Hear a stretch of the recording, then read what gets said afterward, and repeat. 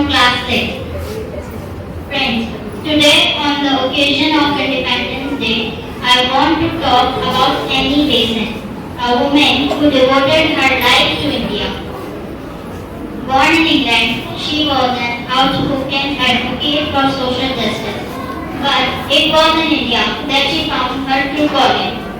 She became a fierce champion of Indian independence, leading the Home Rule League to demand self-governance.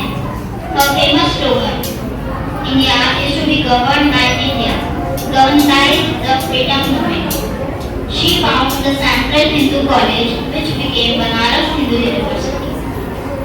Annie Besant's legacy is one of courage, passion, and an unwavering belief in India's right to self-determination. Thank you. Bhagat Singh Bharat के एक महान स्वतंत्रता सैनिक थे। उनका जन्म 28 सितंबर 1907 को पंजाब के बंगा गांव में हुआ था। उनके पिता का नाम किशन सिंह और उनकी माता का नाम विद्यावती था। उन्हें हम शहीद भगत सिंह के नाम से भी जाने जाते हैं। भगत सिंह छोटी उम्र में ही देश की आजादी के लिए आंदोलन में उन्होंने नौजवान भारत सभा की स्थापना की। भगत सिंह ने इंकलाब जिंदाबाद यह लोकप्रिय नारा दिया। उन पर ब्रिटिश पुलिस अधिकारी जॉन सैंडर्स की हत्या का आरोप लगाया गया और गिरफ्तार कर लिया गया। उन्हें 23 मार्च 1931 को लाहौर जेल में फांसी दे दी गई। वह आज भी युवाओं में काफी लोकप्रिय है। धन्यवाद। जय Hind. Good morning everyone, respected principal, teacher and all dear friends. Today, as we all gather under the tricolor, waving proudly in the sky, let us pause and feel the heartbeat of our nation. Feel the sacrifices in our soil beneath our feet. Feel the dreams, the courage and the hope that built 75 plus years of independence. 15th August 1947, a date that lives not just in our history books but in every Indian soul. On that day, the chains of British were broken, but not before they had left deep bonds on millions of hearts. Have we ever wondered freedom felt like to those who never tasted wind? To a mother whose son never returned from the battlefield? To a farmer who plowed the land knowing it wasn't his?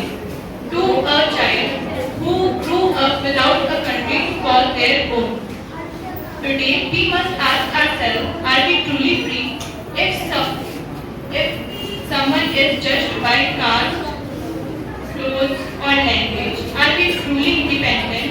If a girl feels unsafe at night, freedom is not just a gift, it's our responsibility to speak for voiceless, to unite, not divide, to build the India our heroes dream of. Let us promise today we will make our country so strong, proud and kind that one day when our heroes look down, they will say, yes, this is the India we gave our life for. Thank you. Jai Hind. नमस्कार आदरणीय प्रधानाचार्य शिक्षकों और मेरे प्यारे साथियों, मैं तनुष्का कक्षा 7वीं की छात्रा हूँ। आज मैं आप सभी को महान विज्ञानी गोपाल कृष्ण गोखले जी के विषय में शब्द कहना चाहती हूँ। गोपाल कृष्ण गोखले जी का जन्म 9 मई 1866 महाराष्ट्र के उज्जैन में हुआ था। वह जनसंघ के विशाल मराठी नेता थे और भारतीय राष्ट्रीय कांग्रेस के प्रमुख सदस्य रहे हैं। उन्होंने सर्वेंट ऑफ इंडियन सोसाइटी की स्थापना की। उसका उद्देश्य था लोगों में शिक्षा, सेवा या मुक्ति की भावना जागृत करना। महात्मा गांधी जी उन्हें अपना राजनीतिक गुरु मानते थे।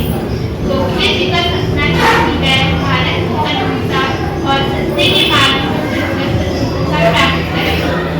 1915 में उनका देहांत हुआ, लेकिन उनके विचार आज भी देशभक्ति के लिए प्रेरित करते हैं। धन्यवाद। जय Hind. Today I speak from my foundation philosophy. Bega Khatun was a great freedom fighter of India. She was born in Hyderabad of Awadh in 1820. She also known as Bega of Awadh.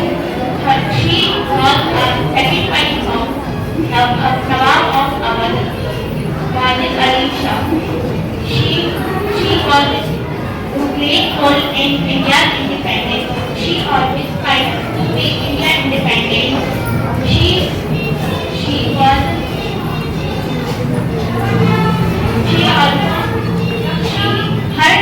her real name was Mohammadi Khanu. Her father's name was Muhammad Shah. She died on 7 April 1879, but her thoughts are deep in our heart. Thank you. जय हिंद जय भारत। दोस्तों, इतिहास में बहुत से महान देशभक्त हैं, जैसे महात्मा गांधी, भगत सिंह और रानी लक्ष्मीबाई। लेकिन आज मैं आपको एक ऐसे महान देशभक्त के बारे में बताने जा रहा हूँ, इसके बारे में ना तो आपने कभी सुना होगा और ना ही कभी पढ़ा होगा। दोस्तों, मैं उसी महान देशभक्त केसरी सिंह भारत के बारे में बताने जा रहा हूँ। दोस्तों, केसरी सिंह भारत का जन्म 21 नवंबर 1857 के शाहपुरा भीलवाड़ा में हुआ था। इन्होंने मेवाड़ शासक फतेह सिंह को दिल्ली में भाग ले जाते समय एक आदमी संस्कृत में 13 साल के थे। 1910 में भारत में समाज सभा बैठाई गई और 1912 में भारत में समाज सभा की स्थापना विजय सिंह पथिक ने की। 1914 में प्यारे लाल को हत्याकांड के रूप में 20 साल की सजा बिहार के जेल में हुई। बाद में बाल गंगाधर तिलक के कहने पर इनकी सजा 5 वर्ष की हुई।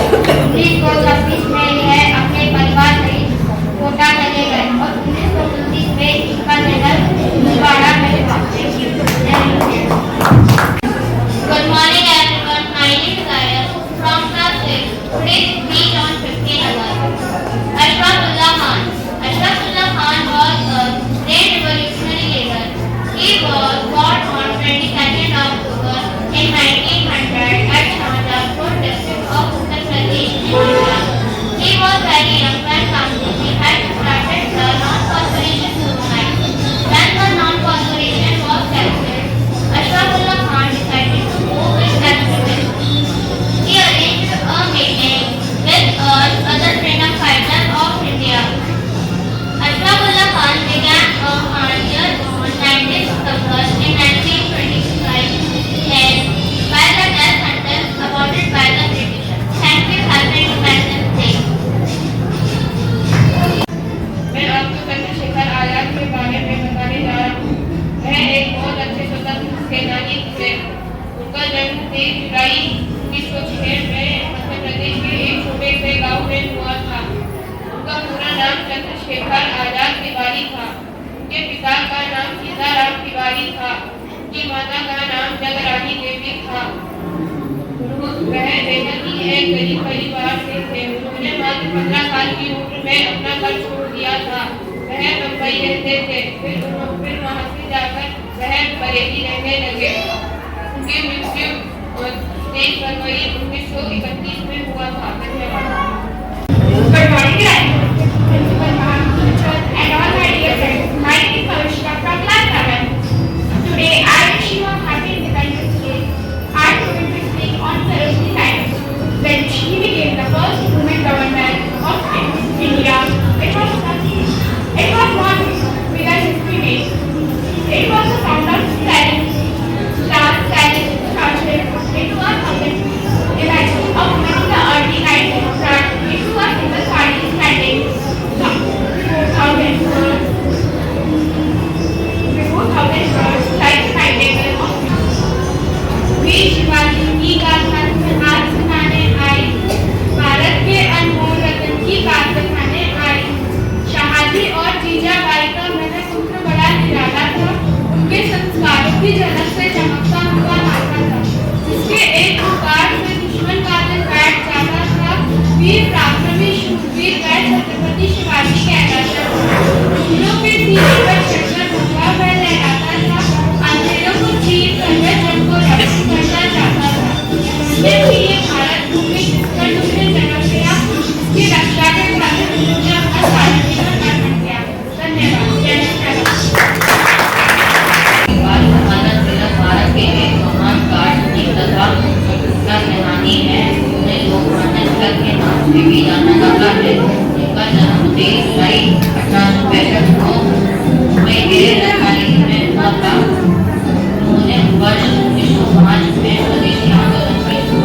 थी। उन्होंने गणपति महोत्सव तथा शिवाजी जयंती की भी शुरुआत की थी। उन्होंने दो समाचार पत्रों केसरी तथा मराठा का संपादन किया था। उनकी मृत्यु 1 अगस्त 1920 को मुंबई में हुई थी। धन्यवाद। Today I want to speak about Mangal Pandey. When we talk about India's freedom, we often think like Mahatma Gandhi, Jawaharlal Nehru, and Bhagat Singh. But long before, there was a brave soldier who dared the Mughals, Mangal Pandey. Mangal Pandey was born on 19 July 1827 in a small village of Uttar Pradesh. He served as a Sepoy of 34 Regiment of Bengal under the British East Indian Company. He was not a leader, not a king, just an ordinary soldier. But in 1857, when the British disrespect the Indian soldier by forcing to use the cartridge, he with cow and thick fat. So the Mangal Pandey refused to stay silent. He stood up and raised his weapon and said no to injustice. So he was caught and hanged. But his spirit was not defeated. He showed that bravery not need a big name, need a strong heart. Let us remember Mangal Pandey, not just a hero of the past, but as a reminder that change with one voice. Let us send the legacy, the patriotism of Shaheed Mangal Pandey, a true son of India. Thank you. Good morning everyone, my name is Dilma from class 8. We are celebrating Independence Day. I speak about Shivram Haridas गुरु। शिवराम हरिदास गुरु का जन्म 24 अगस्त 1908 को महाराष्ट्र के पुणे जिले के खेड़ा गांव में हुआ था। उनके पिता का नाम हरि नारायण दास और माता का नाम पार्वती बाई था। 6 वर्ष की आयु में उनके पिता का निधन हो गया, जिसके बाद उनकी मां और उनके बड़े भाई ने उनका पालन पोषण किया।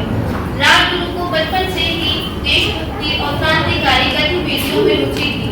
उन्होंने वाराणसी संस्कृत और हिंदू धर्म के ग्रंथों में अध्ययन किया। वहाँ उनकी मुलाकात कई क्रांतिकारियों से थी, जिसमें चंद्रशेखर आजाद भी शामिल थे। हिंदुस्तान के सोशलिस्ट रिपब्लिकन एसोसिएशन के सदस्य थे। 19 दिसंबर 1928 को राजगुरु भगत सिंह और सुखदेव ने लाहौर में अंग्रेज अधिकारी जेपी सोल्जर को गोली मार दी। यह कार्रवाई लाला लाजपत राय की मौत का बदला लेने के लिए की गई, जिनकी मौत साइमन कमीशन के विरोध पुलिस की पिटाई की वजह से हुई। लाहौर षड्यंत्र मामले में राजगुरु को गिरफ्तार किया गया।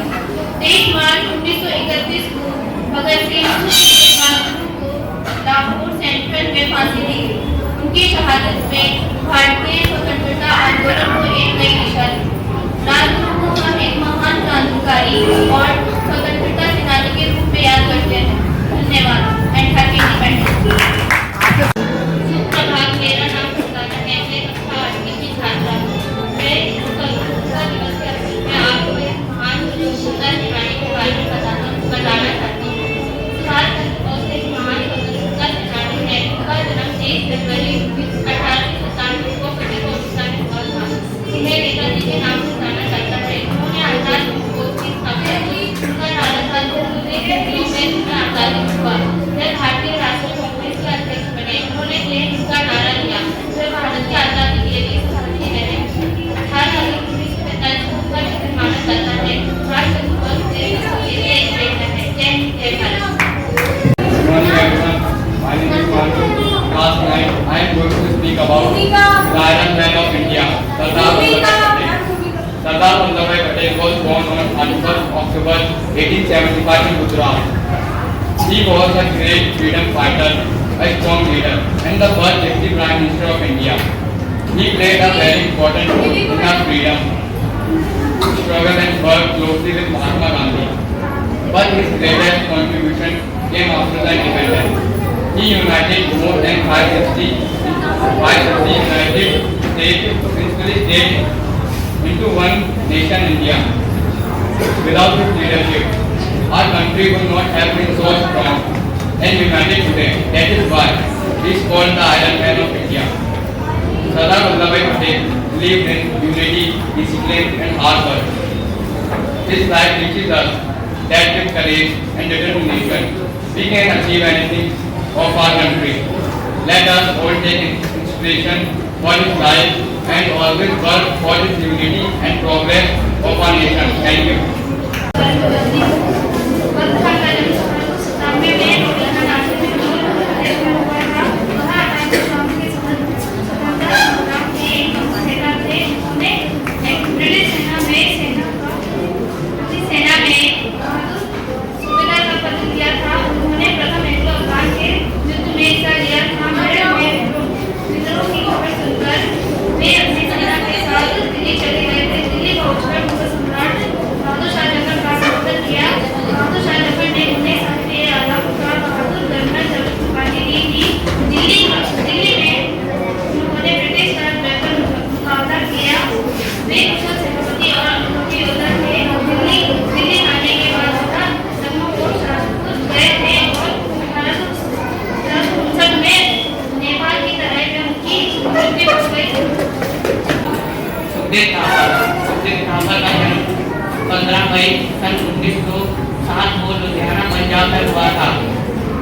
उनके पिता का नाम रामलाल थापर और माता का नाम रली देवी था। सुखदेव जब 3 वर्ष के थे जब उनके पिता का निधन हो गया और सुखदेव की परवरिश उनके चाचा लाला आदित्य राम ने की, जो वो खुद एक स्वतंत्र सेनानी थे। सुखदेव ने बचपन से ही ब्रिटिश शासकों के अत्याचारों को देखा था और 1919 में जलियांवाला बाग के हत्याकांड का उनका बहुत गहरा प्रभाव पड़ा। सुखदेव भगत सिंह के साथ मिलकर नौजवान भारत सभा के संस्थापक सदस्य थे और 1928 में लाला लाजपत राय की मौत का बदला लेने के लिए सुखदेव और भगत सिंह के साथ मिलकर ब्रिटिश हार्डर्स की हत्या की। इसके बाद उन्हें लाहौर षड्यंत्र मामले में गिरफ्तार किया और उन्हें